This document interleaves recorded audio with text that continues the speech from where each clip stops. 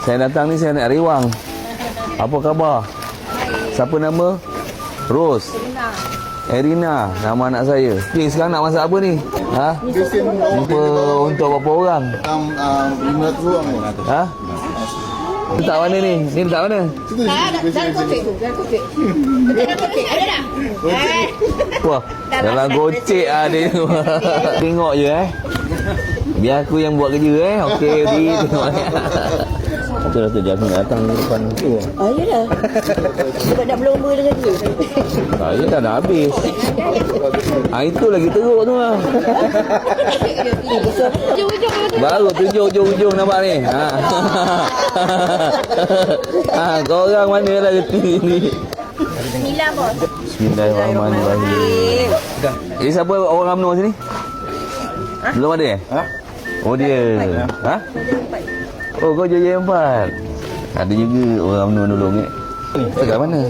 Oh belum lagi. Okey. Oh saya tak biasa. Aku je. Jadi kau orang ni kau berdiri tengok aku. Chef dah. Ini untuk semua sekali masak semua sekali Tambah sikit dah nombor. Tiga sekawan. Tiga berkawan-kawan.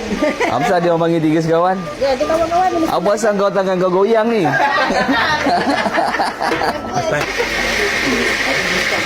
Masukkan je semua kan?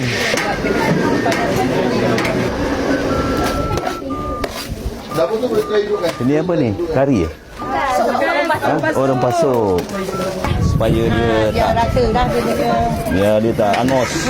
Kalau nak buat apa-apa kalau kita kena seboleh-bolehnya kena rewang. Jadi orang ramai kat sini biar sama-sama bekerja. Kemesraan tu ada.